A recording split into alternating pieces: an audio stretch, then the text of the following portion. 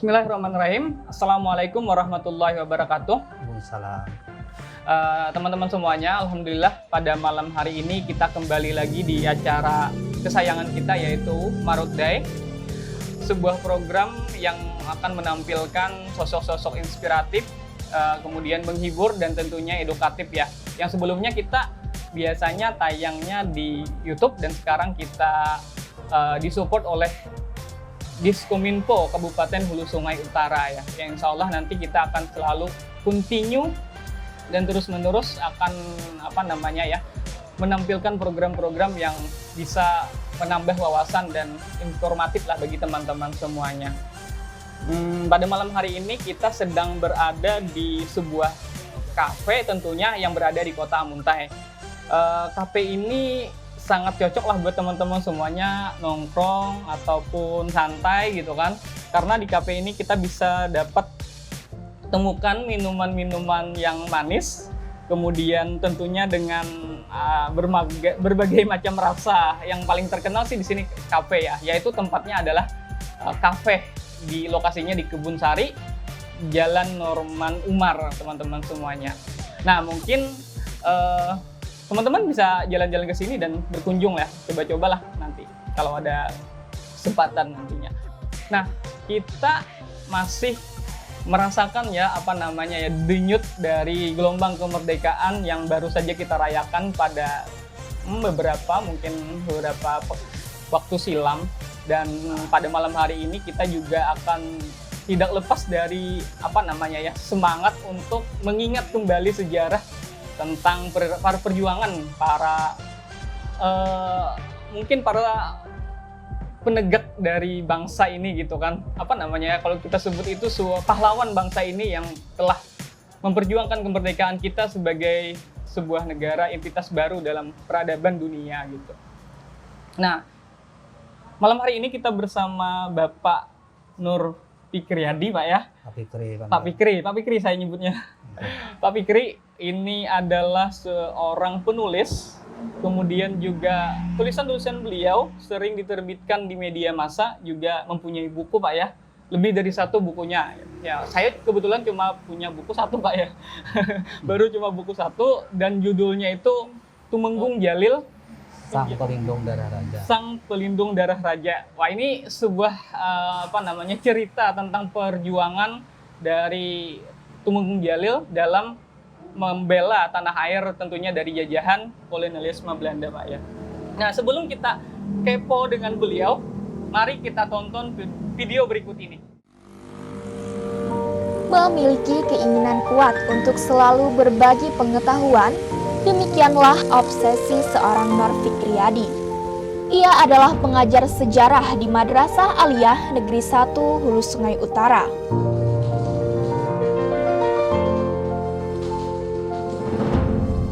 Selain melalui tugasnya mengajar, semangat berbagi itu ia wujudkan melalui kesukaannya menulis. Sejak medio tahun 2000-an, tulisan-tulisannya mulai mengisi ruang media-media cetak lokal dan regional di Kalimantan.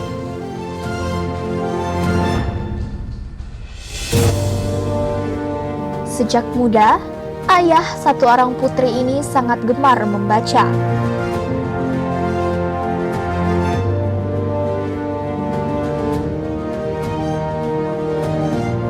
Kesukaannya membaca sebesar kecintaannya pada dunia menulis. Menulis itu harus banyak membaca. Bukan sekedar persoalan mencari inspirasi atau ide, tapi dengan banyak membaca, otomatis kita bisa mengadopsi baik itu gaya maupun teknik di dalam menulis. Sebagai guru sejarah, ia menyadari bahan ajar resmi sangat minim dengan muatan lokal. Akibatnya, banyak peserta didik yang lebih hafal dengan tokoh dan peristiwa daerah lain ketimbang daerahnya sendiri. Kesadaran akan minimnya muatan lokal tersebut turut mempengaruhi tulisan yang ia buat. Sekalipun menulis beragam tema, namun guru yang oleh murid-muridnya biasa dipanggil Pak Fikri ini punya perhatian khusus pada tema-tema lokal.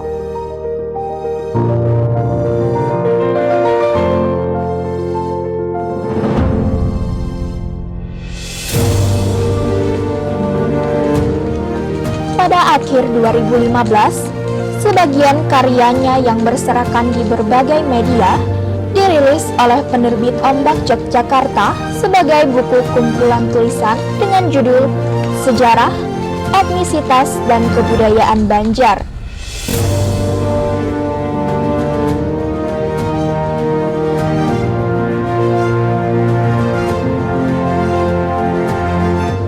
Tak terhenti di sini, sepak terjangnya terus berlanjut dalam kancah literasi. Pada Februari 2016, Museum Negeri Lampung Mangkurat Banjarbaru merilis novel sejarahnya yang berjudul Temenggung Jalil Sang Pelindung Darah Raja. Sambutan publik yang cukup positif mendorong pihak museum kembali mencetak ulang buku tersebut pada tahun 2018. Berkurangnya pengaruh media cetak seperti yang terjadi pada 5 tahun terakhir tak membuat Nur Fikriyadi kendor semangat menulisnya. Sejalan dengan era digitalisasi, ia mulai serius mengelola blog sebagai media alternatif untuk menyampaikan gagasan-gagasannya melalui karya tulisnya. Ia berharap apa yang telah ia lakukan dapat memberikan sedikit kontribusi bagi gerakan literasi di tanah air.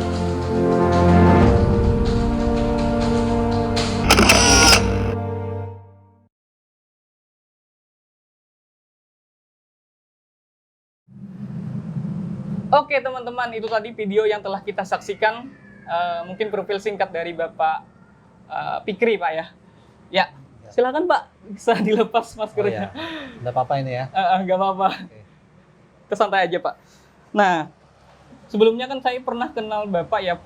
Pertama kali ketika saya beli buku Bapak, gitu kan kita kenal, kenalan di Facebook. Kemudian dalam waktu singkat saya beli buku Bapak. Setelah itu beberapa tahun kemudian baru ketemu Bapak gitu.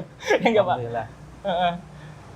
Pada waktu itu Bapak pada profil singkat Bapak saya baca itu Bapak memiliki latar belakang pendidikan ilmu komunikasi, kemudian juga keguruan gitu ya kan. Dan sekarang menjadi guru di salah satu madrasah aliyah negeri Hulu Sungai Utara ya. Madrasah aliyah 1 Amuntai gitu kan Pak ya. Nah itu gimana Pak ya, kalau boleh saya tanya ini, memutuskan cita-cita nggak sih Pak jadi guru? Kalau dari tulisan Bapak saya lihat ini Bapak ini seorang budayawan ataupun sejarawan cocok juga gitu. Okay. Sebelumnya terima kasih telah mengundang Ulun untuk hadir di acara ini. Sebuah program yang memang sangat cocok ya bagi kalangan milenial, talk show atau podcast semacam itu. Dan sebagai seorang, saya selalu menghindari untuk disebut sejarawan, masih terlalu jauh. Oh iya. Saya selalu mengidentifikasi diri sebagai seorang pembelajar sejarah, itu cukup. Nah, sebagai seorang pembelajar sejarah, tentu saja saya sangat senang ketika diundang di acara ini, apalagi temanya tentang kesejarahan, dan memang masih momen Agustusan di masyarakat kita memang masih belum hilang gitu ya. Jadi masih sangat relevan. Ketika ditanya latar belakang pendidikan, ketika Anda bingung mengikuti informasi pendidikan saya sendiri juga bingung. Iya Pak. Karena memang kalau sekarang itu jadi guru, saya sendiri tidak membayangkan dulu kalau jadi guru. Karena memang ya kalau diingat-ingat lucu juga. Waktu kuliah memilihkan jurusan itu mungkin kurang mempertimbangkan betul-betul prospeknya kemana, punya asal ikut, tertarik bidang ini, ikut. Padahal perjalanan hidup kita mungkin mengarahkan kita ke bidang lain. Jadi agak kacau memang kalau latar belakang pendidikan saya. Kalau boleh saya cerita sedikit ya. Silakan Pak. Pertamanya itu saya kuliah di Akademi Komunikasi Yogyakarta, AKY. Jurusannya itu jurnalistik kewartawanan. Nah, kewartawanan. Karena satu dan lain hal, Mungkin saya tidak langsung jadi wartawan walaupun tertarik, maka kemudian saya transfer, artinya melanjutkan ke jenjang S1-nya itu ya.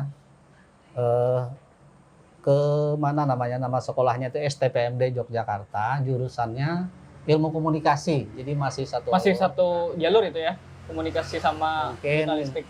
ya betul. Bagi yang belum familiar, mungkin ilmu komunikasi ya semacam kehumasan lah. Komunikasi massa, advertising segala macam, PR kan, public relation segala macamnya. Nah, tahun 2000 lulus, kemudian bulik ke Banua.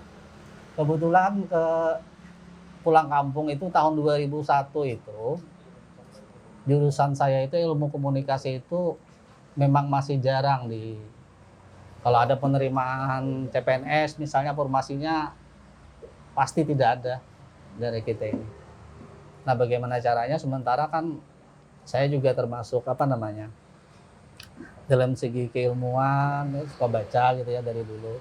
Nah, untuk menumpahkan itu, saya kemudian ada kawan menyarankan bagaimana kalau mau honor aja kayak itu, mengajar. Ternyata ada beberapa sekolah yang menerima lamaran saya untuk mengajar. Kebetulan pula sekolahnya ini sekolah-sekolah Kementerian Agama, MAN 1, MAN 4 gitu ya. Baru kemudian 4 bulan, dulu istilahnya 1 catur bulan, belum semesteran dulu. Kepala sekolahnya di MAN 4 itu menyarankan, kebetulan ada program itu guru-guru madrasah aliyah yang tidak memiliki background keilmuan pendidikan, ada program khusus disekolahkan lagi gitu ya. Ada namanya program lagi tuh, Pak. Iya, Kementerian Agama. Ya saya ikut seleksi ya, alhamdulillah lolos gitu ya, ikut kuliah lagi. Jadi itu S1-nya ya double. Kalau Rahman tadi menanyakan apakah S2? Oh iya. Sebetulnya tidak juga. Oh iya. Kayak kawan-kawan saya S2, saya itu S1 kedua. Oh, nggak apa-apa, Pak. Keren malah itu. Saya ambil kebetulan juga punya minat pada bidang kesejarahan, terus ambil Fakultas Keguruan dan Ilmu Pendidikan, jurusan Pendidikan Sejarah. Jadi ambil Pendidikan Sejarah 2001 itu. 2004 alhamdulillah lulus dan rezekinya diterima sebagai PNS, kalau sekarang tuh aparatur sipil negara, sebagai guru. Oh. Nah, 2004 itu, Pak ya? 2004, tapi diangkatnya baru 2007 itu. Oh, iya. Diangkatnya ini ternyata rezekinya itu, perjalanan hidupnya itu jadi guru, walaupun ilmu komunikasi sebelumnya. Iya, pendidikan sebelumnya tidak mengarah ke sana. Jadi seringkali secara bercanda saya nyatakan saya ini jadi guru tersesat ke jalan yang benar gitu. Silakan tafsirkan sendiri itu apa. Nah, kira-kira seperti itulah perjalanan pendidikan saya hingga ke profesi sekarang.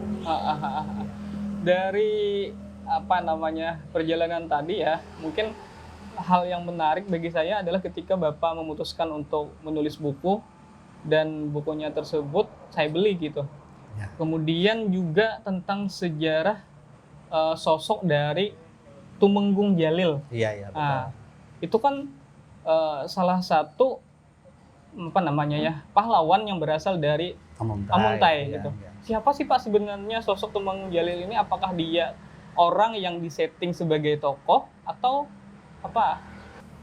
perjuangannya sehingga dia bisa sebagai teladan lah bagi masyarakat? Ini sebetulnya menyangkut dua hal sebetulnya ya. Tidak apa-apa nih kalau lanjut Pak. Saya suka ini kalau bicara setelah kita itu layau sedikit ya. Karena memang fokus Bapak kan ke sana juga gitu kan sebagai penulis sejarah.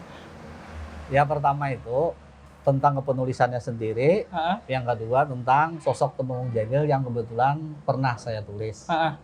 Nah, tentang kepenulisan sendiri sejak S1 yang sebelumnya. Sejak mahasiswa dulu, saya memang punya minat besar lah untuk menekuni bidang menulis. Jadi sambil kuliah, kalau dulu eranya itu mesin tik ya, pakai mesin tik dulu. Tidak segampang sekarang. Kalau sekarang kan banyak media-media alternatif, Iya. kita bisa menulis apa saja, kemudian lebih mudah dalam mempublikasikan dalam era digital ini. Kalau dulu yang kita tuju kan media-media mainstream gitu, mereka punya standar ketat tentang tulisan apa yang layak muat, mana yang tidak. Jadi cuman dulu waktu kuliah itu saya nulisnya cerita apa populer gitu loh. Cerpen dan Cerpen sebagainya. remaja. Ya. Dulu kan Cinta-cintaan juga Pak ya. cuma bukan itunya yang perjalanan seorang penulis ini tidak semudah sekarang saya kira. Pernah saya kirim ke majalah remaja namanya Hai itu 5 kali, bayangkan mesin tik, berapa kali salah, berapa kali kertas, tip X segala macam. Dikirim pakai kilah khusus, dikembalikan, kelimanya dikembalikan. Majalah lain ada yang tak digubris. Kemudian ada apa namanya, perlu tekad kuat untuk jadi penulis. Alhamdulillah ada salah satu majalah Jakarta juga yang memuat. Sampai kemudian saya capek sendiri gitu loh, capek sendiri.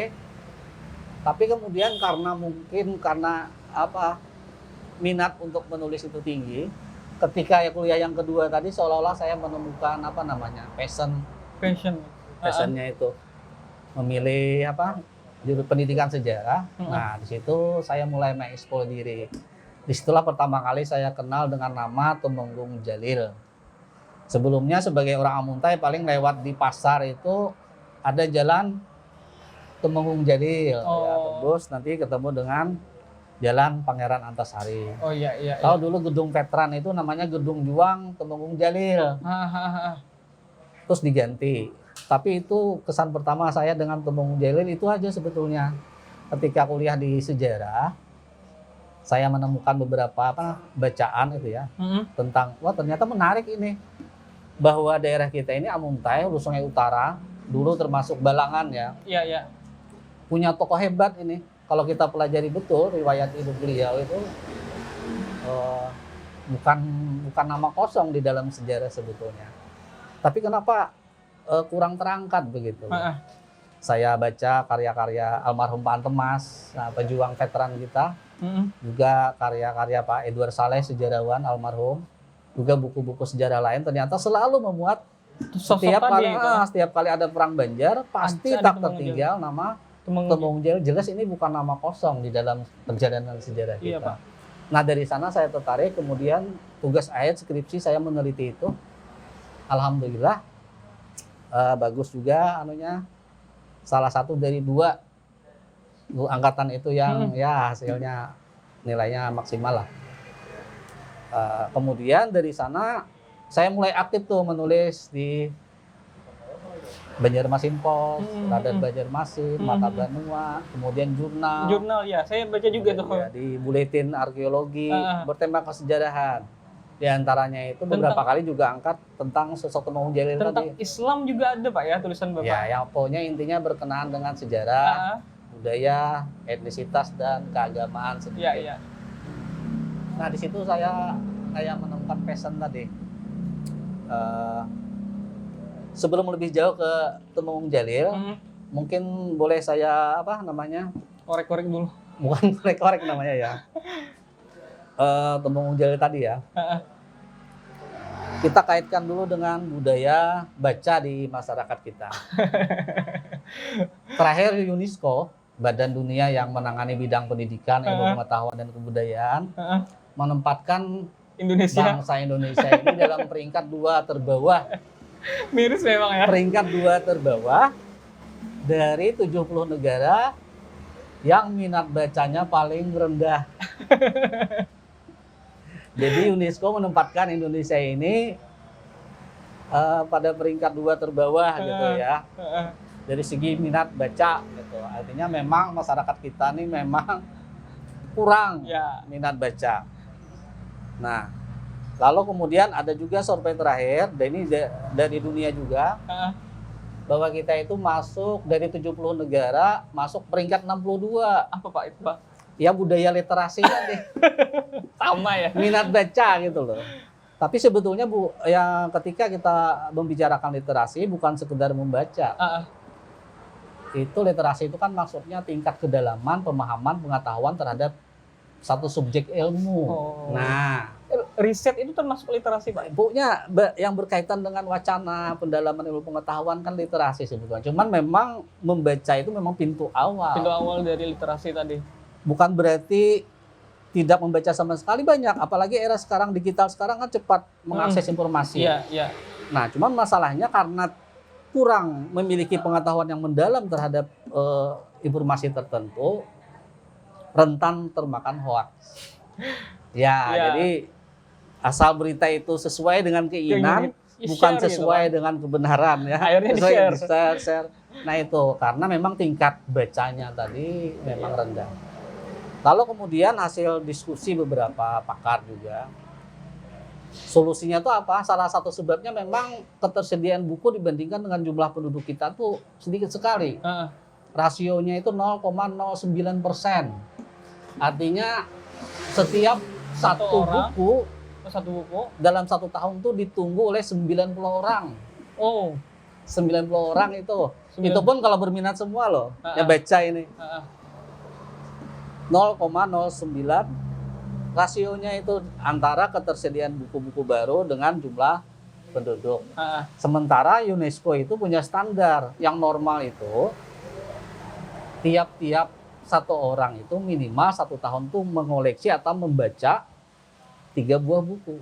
Itu minimal itu ya? Minimal. Standar UNESCO. 1 orang 3 buah buku. Oh iya, iya. Nah, di kita di Indonesia ini 1 buku itu jatahnya 90 orang, bayangkan. Berebut Belum lagi mereka. kita bicara negara-negara kayak Jepang, Korea, dan Cina. Heeh. Rata-rata mereka 1 tahun tuh mengoleksi 20 buku.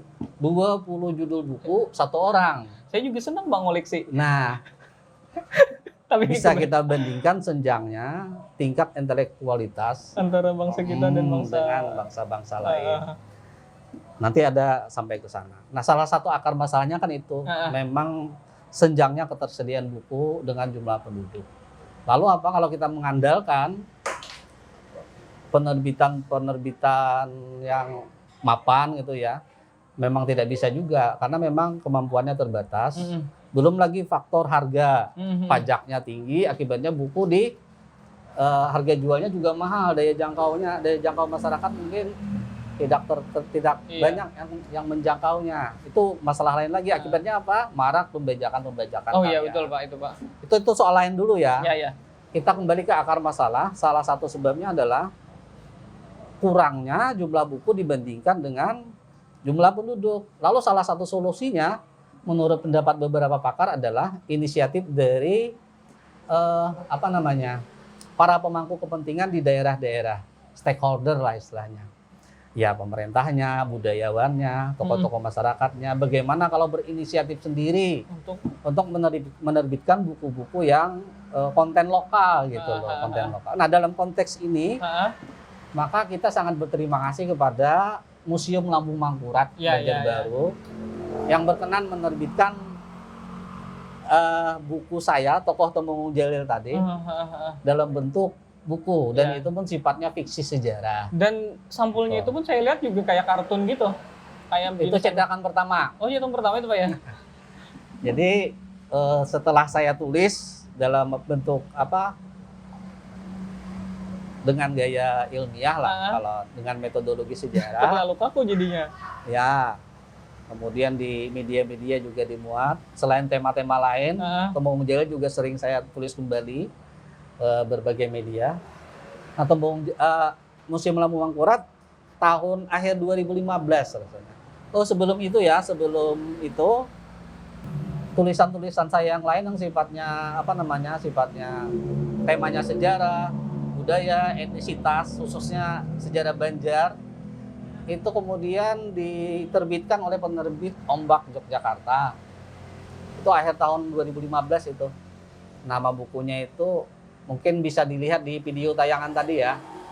Sejarah, Kebudayaan dan Etnisitas Banjar gitu. Itu bisa dibeli di toko-toko online seluruh Indonesia ada ya. Bisa saja di googling itu. Kalau memang bagi yang berminat. Nah, 2015 itu juga, akhir itu saya dihubungi kepala museum. Kebetulan memang sebelumnya sering kerjasama. Tiap mereka mengadakan kegiatan di daerah kita ini, misalnya museum masuk sekolah, di Tanjung, kemudian di Nagara, di Amuntai sendiri, saya diajak untuk terlibat dalam kegiatan itu, khususnya menyampaikan materi-materi tentang sejarah lokal. Ya. Nah, mereka menawarkan akhir tahun 2015, kalau misalnya yang ilmiah, Pak Fikri, kami sudah sering membaca. Tapi kami ingin menerbitkan buku tentang Temenggung Jalil ini yang sasarannya itu remaja, usia SMP, SMA itu loh. Jadi kalau bisa yang lebih yang lebih bahasanya kadar lebih bagus lah. ilmiahnya itu kalau bisa diturunkan dalam bentuk novel katanya. Ya sudah, saya coba, alhamdulillah Februari 2016 itu dicetak 1000 eksemplar. Temenggung Jalil tadi dalam bentuk fiksi sejarah gitu ya. Katanya sih animo masyarakat pembaca alhamdulillah ya cepat habis. Ya. Kalau mereka minta lagi dicetak ulang, ya saya senang aja, nggak masalah. 2018 dicetak ulang 1000 eksemplar lagi, dan itu ternyata tentu saja membuat saya senang gitu ya. Ya, kita ini Pak pingin deh tahu tentang sosok Temenggung Jalil tadi.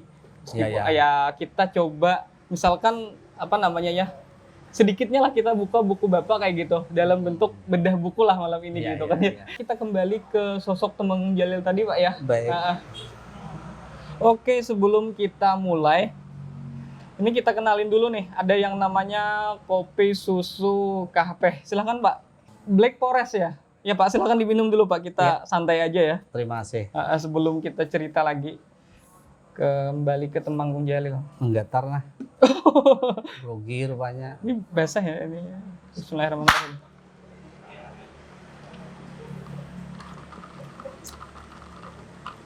Ini mesti digoyang dulu ya?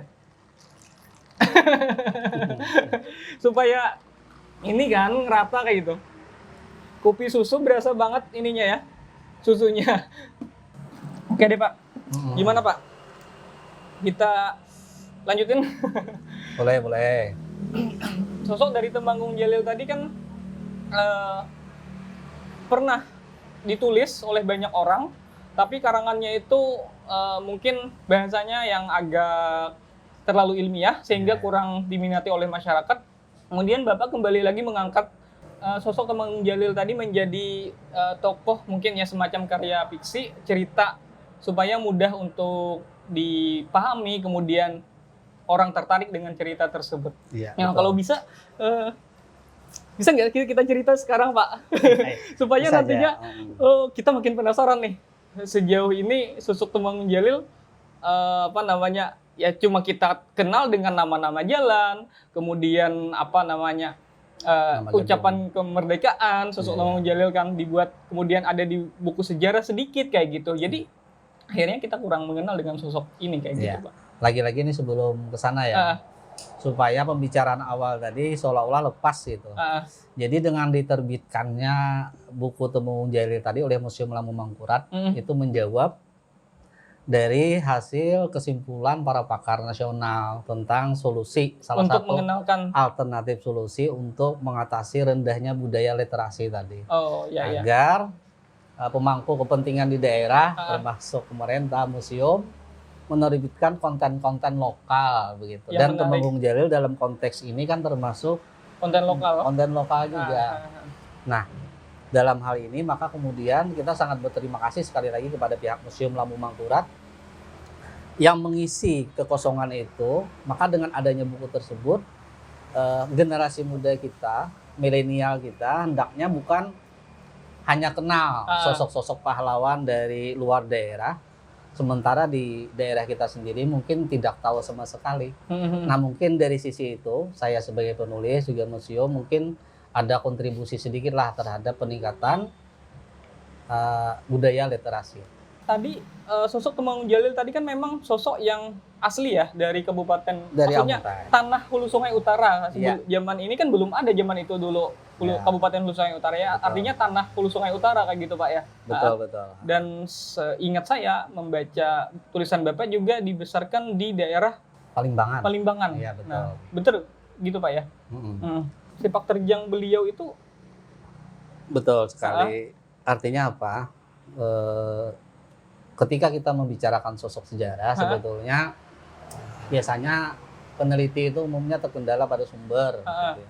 Apalagi kita harus akui secara jujur, Temenggung Jalil itu satu barisan dengan Pangeran Antasari, Demang Lehman, harus jujur diakui dalam Perang Banjar yang berlangsung pertengahan abad 19 itu adalah pihak yang kalah. Ya. Kita harus berlapang dada jadi bahwa kita tuh memang kalah. Kalah dulu itu. Jadi tokoh-tokoh kita yang kalah nih kan ada yang gugur, ada yang meninggal dalam pelarian di tengah-tengah hutan, sehingga kemudian ada miss gitu loh. Informasi tentang beliau-beliau itu sulit kita cari dari kalangan internal pribumi.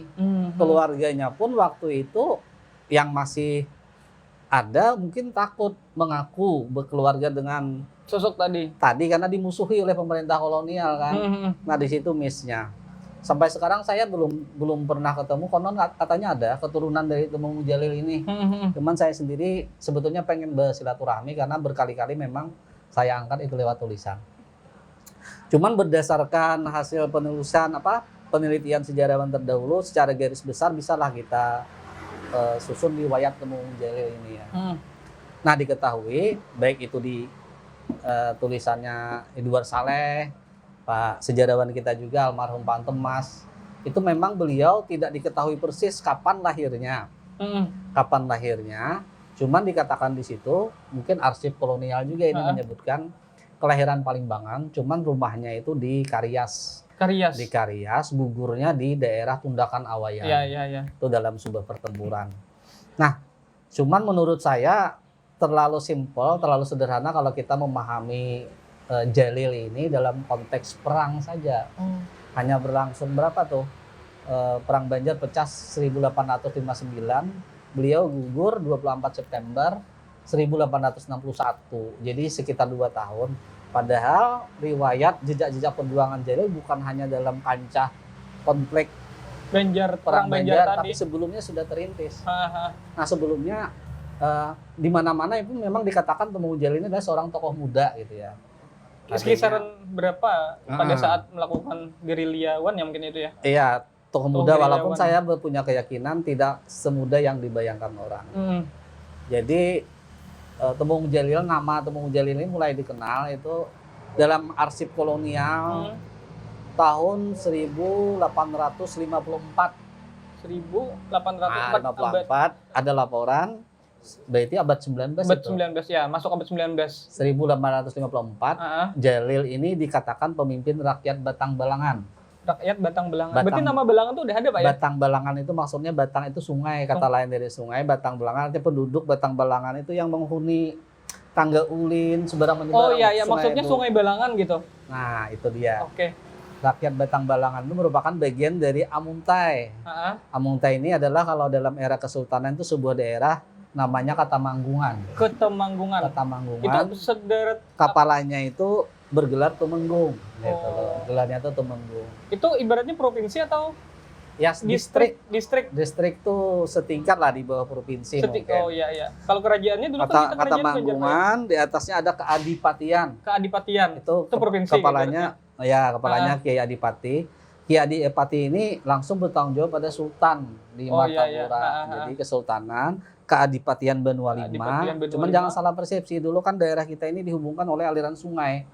Kalau Banua Lima sekarang mungkin Rantau, Kandangan, Barabai, Amuntai, Tanjung, Tambah, Balangan, Benua Enam. Kalau dulu tidak seperti itu. Dulu kan jalan darat tidak ada. Jadi yang namanya Benua Lima itu Nagara, Alabiu, Sungai Banar, Amuntai, Kalua. Dihubungkan oleh aliran Sungai Nagara, Sungai Tabalong, gitu loh. Nah itu Benua Lima dulu itu ya. Satu-satunya daerah Benua Lima ini yang sekarang sudah tidak ada adalah Sungai Banar. Sungai Banar itu dulu distrik ya, Sungai Banar. Dulu distrik juga. Sungai Banar. Cuman masjidnya ada.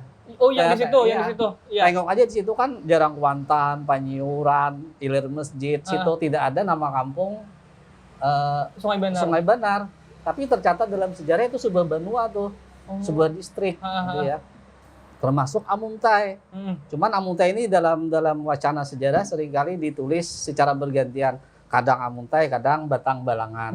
Padahal penduduk Amuntai bukan hanya penghuni pinggiran Sungai Balangan, mereka yang di seberang sini kan, daerah apa? Tarik dari mana? Dari pertemuan 3 sungai itu ke sana Sungai Tabalong sudah. Tabalong di sini kan ke Balangan, sebelah sini bertemu jadi Sungai Nagara. Gitu, Sungai Nagara. Nanti Sungai Nagara bermuara di Muara Bahan, ketemu Sungai Barito. Jadi kita bicara sungai jadinya. Baik, kembali ke Temanggung Jali tadi. Jadi dalam situ dilaporkan bahwa kenapa dia mau pindah ke tanah gubernemen karena menghindari pajak. Kesultanan sendiri pada waktu itu melipat gandakan pajak untuk rakyatnya. Pada rakyat di Benua Lima ini khususnya. Ya. Nah ternyata bukannya dia menghukum Jalil, tapi oleh Pangeran Hidayat diangkat menjadi Mantri Mangkubumi. Gelarnya itu adalah Kiai Adipati Anom Dinding Raja.